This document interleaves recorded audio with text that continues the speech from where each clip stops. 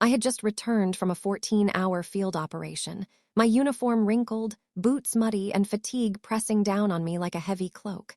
The base was quiet, too quiet.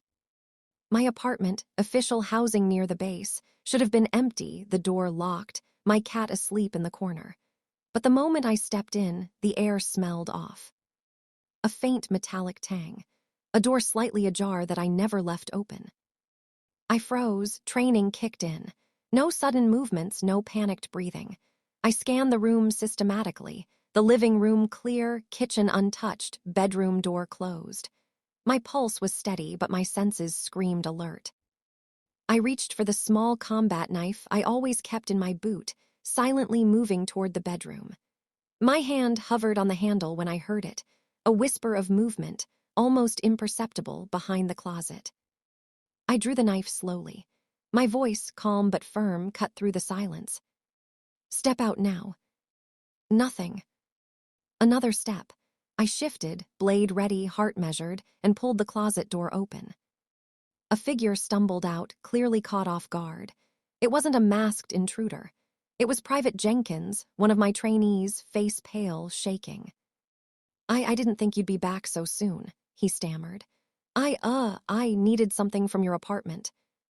I did lower my knife. Not yet, training didn't allow it. Explain, I said, slowly, and start with why my door was unlocked. He swallowed, voice quivering. I found something that shouldn't be here. I didn't know what to do. I thought I could fix it before anyone noticed. My mind raced. Something that shouldn't be here. What exactly? He hesitated, then handed me a small, sealed envelope with no markings. My name was scrawled in the familiar handwriting of my father. My stomach tightened. I opened it carefully. Inside were photos, documents, and a single note. If you're reading this, trust no one on base. Some shadows hide in plain sight. Follow the evidence, not loyalty. My father, always thinking ahead, even beyond the grave. Even here, years after his death, he was teaching me patience and strategy. Jenkins's eyes darted nervously.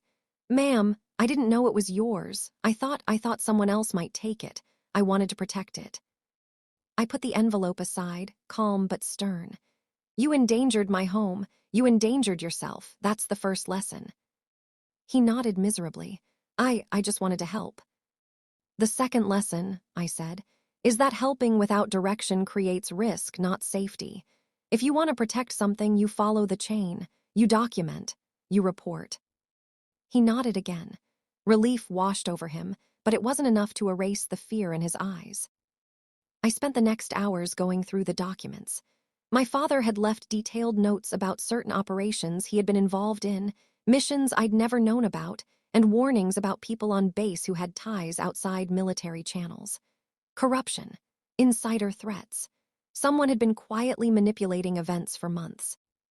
And now, that someone had set eyes on my apartment. I traced the clues.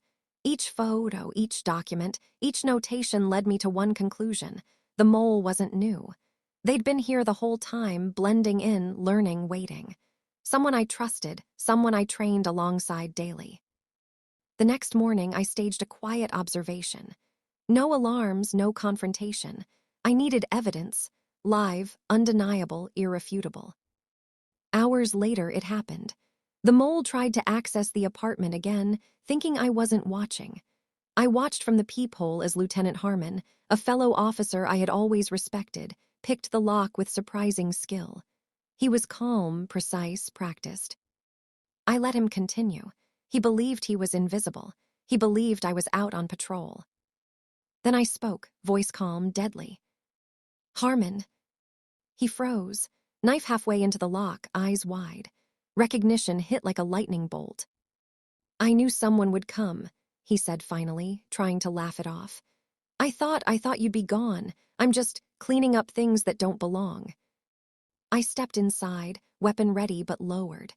This is my home, and you do not clean up without permission. Harmon's confident mask slipped. He realized now I had all the evidence I needed. Every movement, every access attempt, every signature.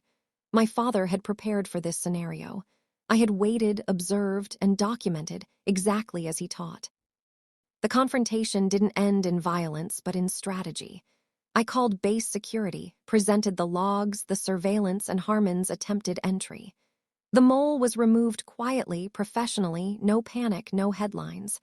But the message was clear. I knew. I was ready. I controlled the situation.